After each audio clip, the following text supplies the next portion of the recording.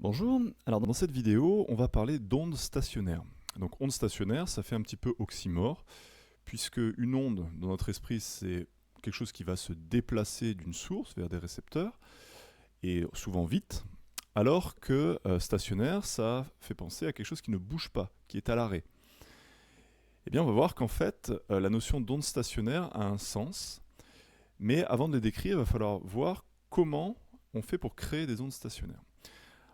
Alors, du coup, commençons par rappeler ce qu'on a vu. Donc, jusqu'à présent, on a pris des sources, un nombre quelconque, qui étaient allumées en même temps, mais qui émettaient toutes dans une direction et dans le même sens. Et du coup, on a obtenu le phénomène d'interférence, c'est-à-dire la superposition des ondes faisait que, en un point, ou en n'importe quel point, eh bien, l'intensité reçue était différente, en règle générale, de la somme des intensités de chaque source prise indépendamment. Donc si on regarde sur une simulation, donc ici donc on a les deux euh, champs qui correspondent donc à deux ondes qui se propagent dans le même sens, donc les deux petites. Donc ces deux ondes ont un certain déphasage, ça peut être dû au fait que les deux sources sont déphasées ou au fait que les deux sources ne sont pas au même endroit, donc forcément il y a un décalage entre les deux. Donc ici, on a pris le cas particulier de deux ondes de même amplitude, évidemment de même fréquence, mais ici en plus de même amplitude. On va voir pourquoi juste après. Et donc on a l'onde totale en tiré, qui résulte de la superposition des deux. Et donc ici, eh bien, l'amplitude de l'onde totale, ce n'est pas la somme des amplitudes, et du coup l'intensité de l'onde totale, ce n'est pas la somme des intensités. Mais par contre, ce qu'il faut remarquer et qui va être différent avec ce qu'on va voir par la suite, c'est que, donc ici j'ai placé un récepteur au point G, et donc ce récepteur, on voit, bien, il oscille avec l'onde totale qui arrive. Donc ici, le graphique est en représentation spatiale, et donc si je place un récepteur quelque part, ce récepteur, vu qu'il est placé en un point, eh bien, il va mesurer le signal au cours du temps, donc en temporel. Eh bien, ici, donc, le récepteur va mesurer un signal sinusoïdal dans le temps, avec une certaine amplitude, l'amplitude étant l'amplitude de l'onde totale résultante. Et donc cette amplitude, encore une fois, ce n'est pas la somme des amplitudes de chacune des ondes. Mais ici, ce qui va être intéressant de remarquer, c'est que le récepteur, que je le place là où il est, que je le place plus près,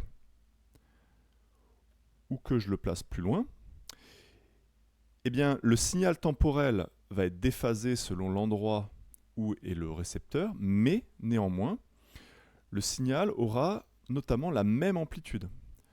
C'est-à-dire, quel que soit où vous mettez votre récepteur, eh bien, vous allez mesurer un signal total qui a la même amplitude, donc qui est aussi fort. C'est-à-dire que s'il y a des interférences constructives selon la disposition des sources, eh bien, pour tous les récepteurs placés après les sources, il y aura l'interférence constructive. Donc on mesurera pour tous les récepteurs la même intensité reçue de l'onde totale. Donc ça, c'est vraiment le point important. Lorsque les ondes émettent dans le même sens, dans la même direction, eh bien, on a la même interférence pour tous les récepteurs après les sources.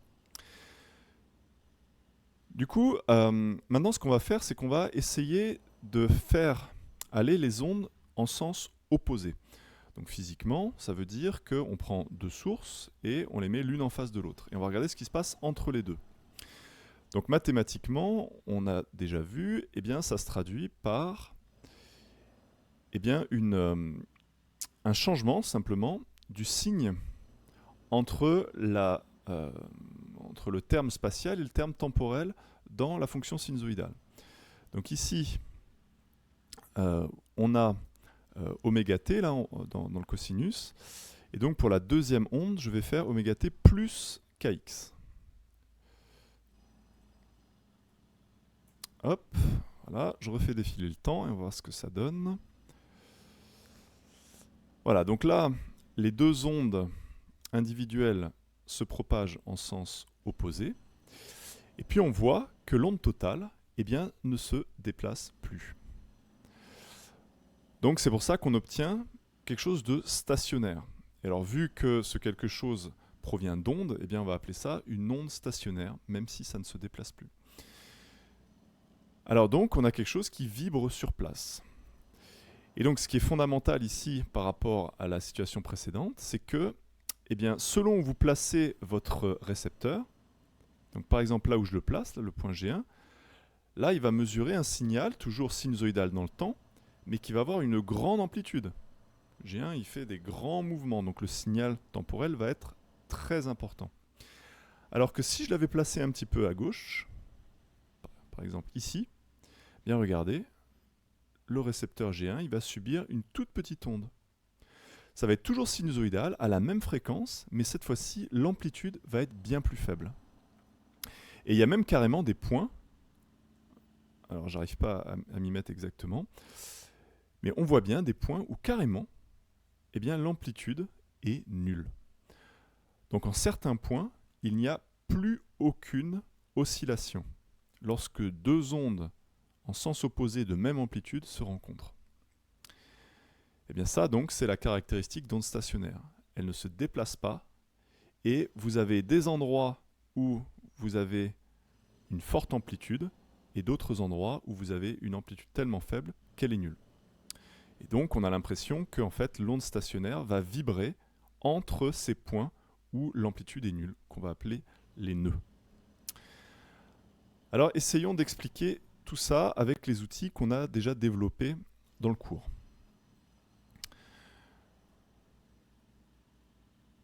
Alors, donc déjà, comme on l'a vu dans la simulation, le fait que les deux ondes de même amplitude se propagent en sens inverse, ça veut dire que mathématiquement, leur champ, leur signal, va s'écrire, par exemple pour le premier, donc si j'appelle Z la direction de propagation, ça va être A cosinus oméga t moins kz plus phi1, que j'aurais pu prendre nul, puisque comme d'habitude, on a le droit de choisir l'une des phases à l'origine nulle, ça ne change rien au problème physiquement. Et donc le second signal, donc ici j'imagine que j'ai une source comme ça et une source comme ça. Donc ça va être la source 1, ça va être la source 2. Et du coup, le champ, le signal de la source 2 dans cette zone-là, eh bien, ça va être A, parce que j'ai fait l'hypothèse que les amplitudes étaient les mêmes. On va voir après pourquoi c'est important. Cosinus oméga t plus kz, plus du coup la phase à l'origine du signal 2. Alors, donc, ce qu'on va faire maintenant, c'est qu'on va placer un capteur. Donc, par exemple, je le place n'importe où, ici, en un point M0. Donc, ça veut dire que je fixe l'espace. Et donc, comme on l'a vu juste avant, ça veut dire que l'onde va se traduire par uniquement un signal qui varie dans le temps. Donc, ça veut dire que S1 en M0 à l'instant t, ça va être A cos oméga t plus psi1, avec psi1 qui va être égal à phi1 moins kz. Et donc S2 en M0, ça va être égal à A cosinus oméga t plus psi2, avec psi2 égale phi2 plus kz. Donc je peux, au niveau du point M0, utiliser la méthode avec la construction de Fresnel, puisque j'ai deux signaux sinusoïdaux, et ces deux signaux se superposent, donc on fait la somme, et on a vu que faire cette somme, c'est bien plus simple avec la représentation de Fresnel. Donc si je fais la représentation de Fresnel à t égale à 0, parce qu'on a vu que c'était le plus simple, eh bien à t égale à 0, donc S1, ça va être un vecteur d'angle par rapport à l'horizontale psi1. Donc par exemple, je vais le prendre comme ceci. S1 à t égale à 0. Donc là, on a l'horizontale. Et puis, par exemple, S2 eh bien, va être comme ceci. Et donc les deux flèches ont la même taille, je ne sais pas si je l'ai bien faite, cette taille, parce que, par hypothèse, les deux ondes ont même amplitude. Du coup, là, on a l'angle psi1, pas phi1, on a bien psi1. Et là, l'angle psi2 correspondant aux deux phases à l'origine. Voilà, donc ça c'est classique, on a déjà vu, du coup, pour anticiper le signal total. Donc le signal total ici qui va être la somme des deux. Ça. Donc le voilà. Signal total à t égale à 0. Donc on voit que dans notre cas, vu que le déphasage est inférieur à pi sur 2, eh bien, on aura des interférences constructives. Donc l'amplitude au carré ici du signal total sera plus grande que la somme des amplitudes au carré de chacun, mais c'est voilà, j'ai fait comme ça, mais c'est pas du tout une obligation. Et donc si on veut la phase à l'origine et l'amplitude du signal total, eh bien donc il suffit de mesurer ou de calculer. Donc ici on a la phase à l'origine du signal total et son amplitude comme ceci. Alors pour obtenir la phase à l'origine du signal total, ou son amplitude, donc on peut faire les calculs comme on a déjà fait en TD. Donc ici, à nouveau, vu que les deux amplitudes sont les mêmes, en fait on a un losange, et donc du coup, le vecteur représentatif du signal total est selon la bisectrice entre S1 et S2. Donc en fait, on a psi total qui va être égal à psi1 plus cet angle-là, donc qui est la moitié de la différence de phase entre les deux signaux. Donc ça va être plus psi2 moins psi1 sur 2. Donc du coup, c'est égal à psi1 plus psi2 sur 2.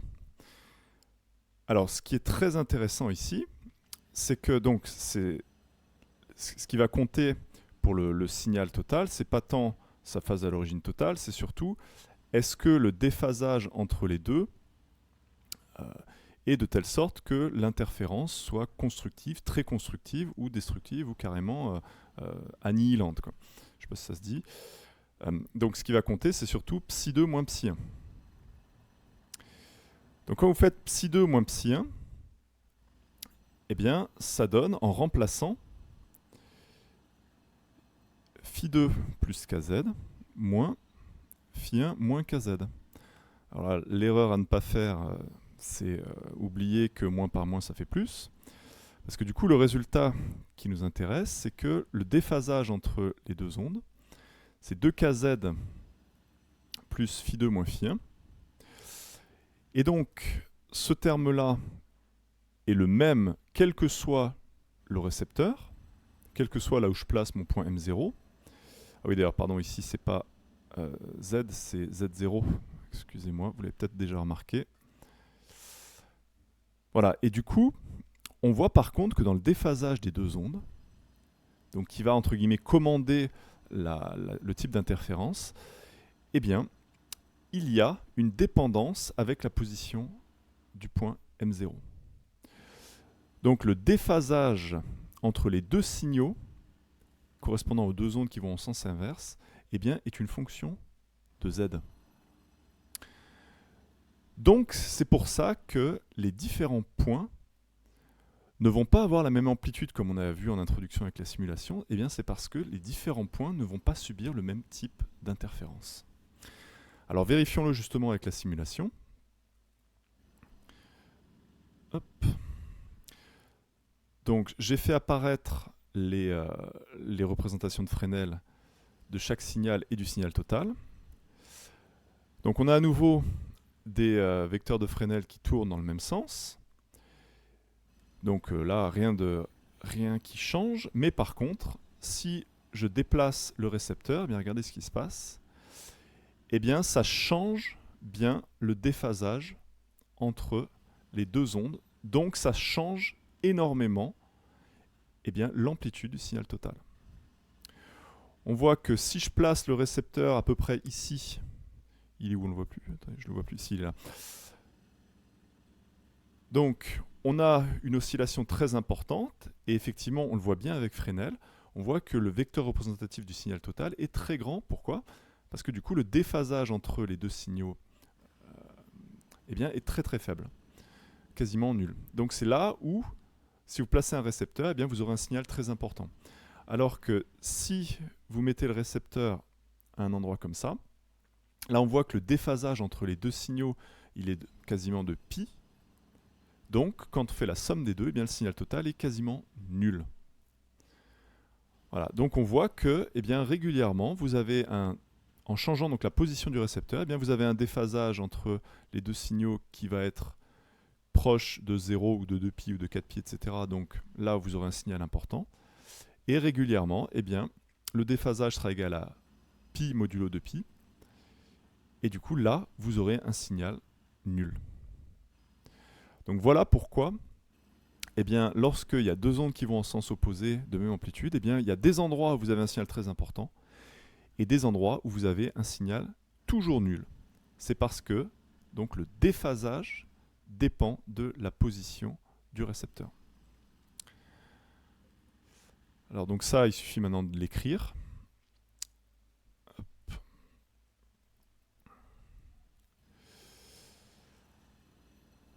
Alors donc tout ça, c'est un peu ce qu'on a expliqué.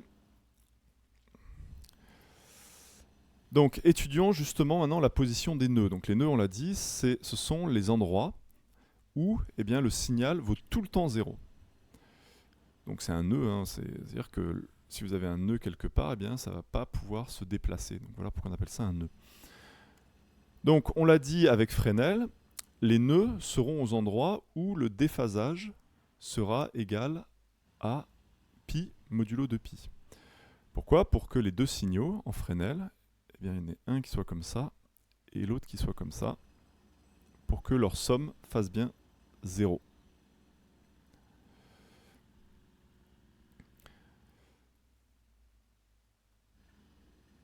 Donc delta psi est égal à 0. Donc si je traduis ça avec ce qu'on a vu juste avant, donc delta psi c'est 2kz0 plus phi2 moins phi1.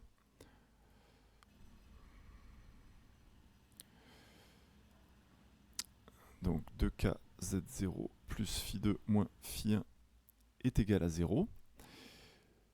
Du coup, on fait passer phi2 moins phi1 de l'autre côté. Et ça fait kz0 est égal à moins phi2 moins phi1 sur 2.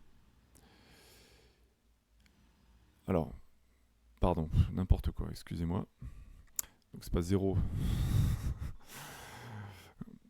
c'est pi. Donc pi, ou 3pi, ou 5pi, etc. Donc plus 2npi. Donc là, c'est pi plus 2npi. Donc on peut écrire aussi 2n plus 1pi. Donc on en déduit qu'on va avoir ça plus 2n plus 1 pi sur 2. Or, k, c'est 2pi sur lambda.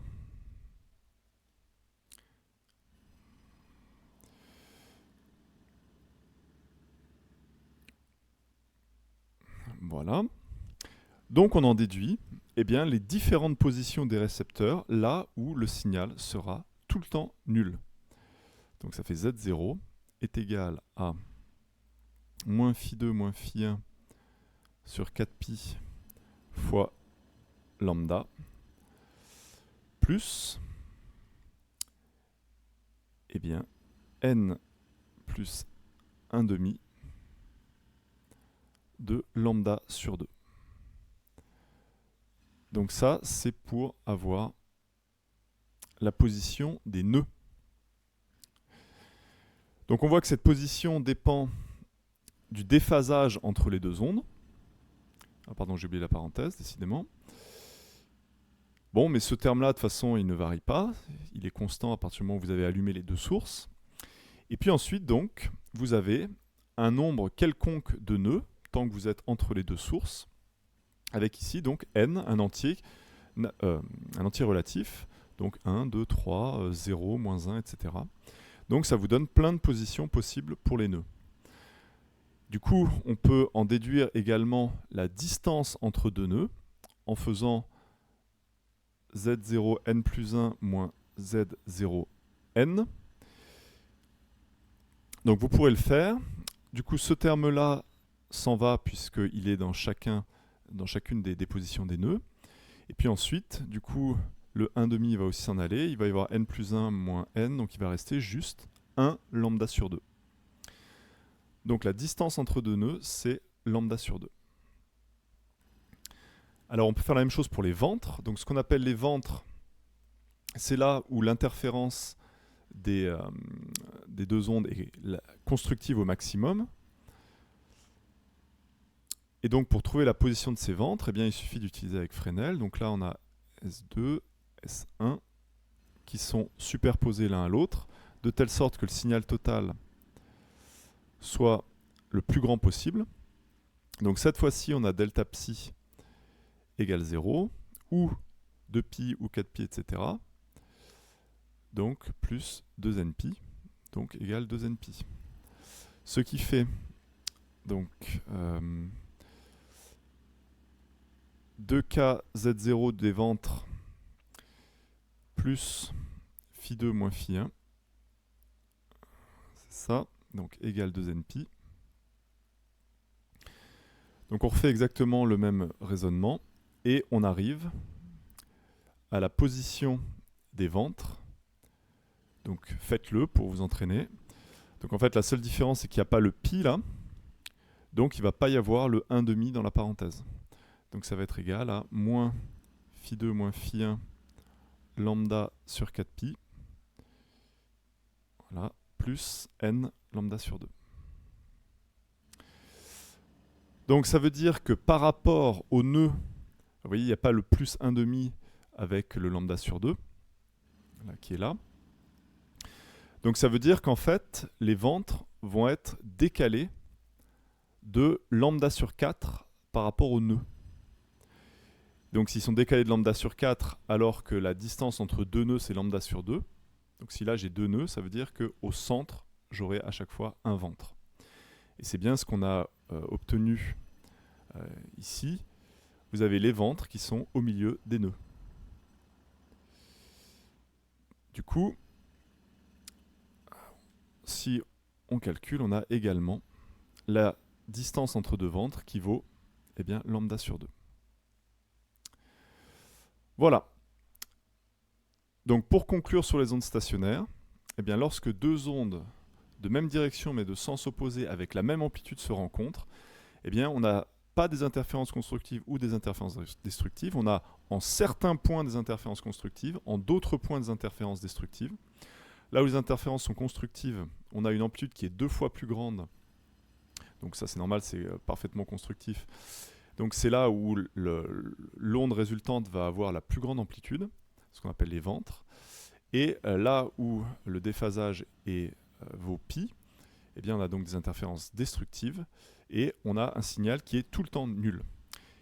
Et donc lorsqu'on a des ondes stationnaires, eh bien pour une certaine fréquence, eh bien du coup les nœuds et les ventres sont toujours séparés de la moitié de la longueur d'onde et les nœuds et les ventres sont intercalés les uns entre les autres.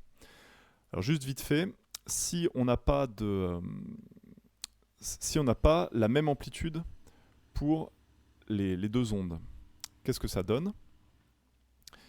Eh bien, on peut adapter. Il suffit, par exemple, celle-là, de la multiplier par 2. Alors, il faut que j'arrête le temps, par contre. Allez, arrête-toi. Pourquoi il ne veut pas s'arrêter? C'est la machine, s'est emballée. Bon.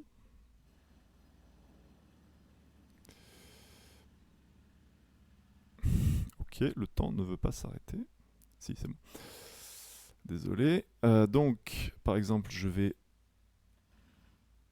multiplier celle-là par 2. Ne veut pas.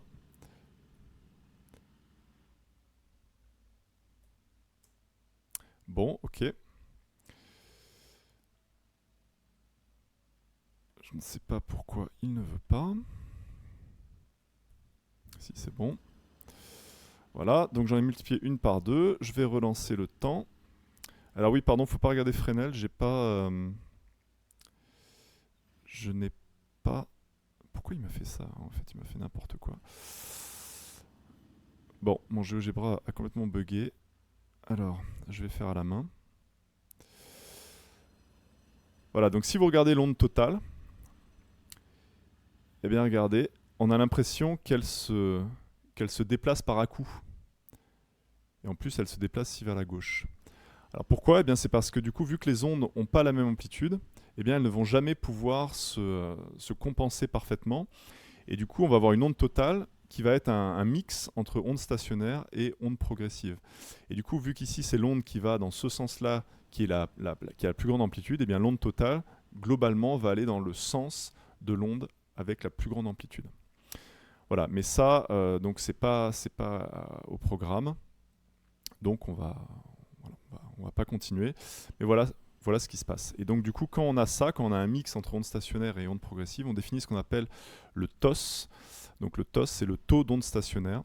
C'est-à-dire dans ce mix, est-ce qu'il y a beaucoup d'ondes stationnaires par rapport à l'onde progressive. Donc on sépare les deux.